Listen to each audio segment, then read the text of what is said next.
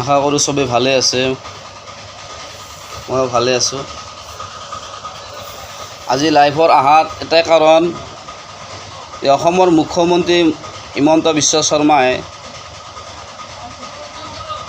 যে গৰীব দুখীয়া মানুহক অৰুণোদয় আঁচনি দিছে, কিন্তু এই অৰুণোদয় আঁচনি বহুত গৰীব দুখীয়া মানুহ যাৰ ঘৰ নাই, যাৰ একোই নাই, সিহঁতে মূলতঃ কিন্তু এই অৰুণোদয় আঁচনিৰ যিটো হিমন্ত বিশ্ব শৰ্মাই আমাক গৰীব দুখীয়াৰ কাৰণে দিছিল, কিন্তু সেইলোক মানুহ পোৱা নাই।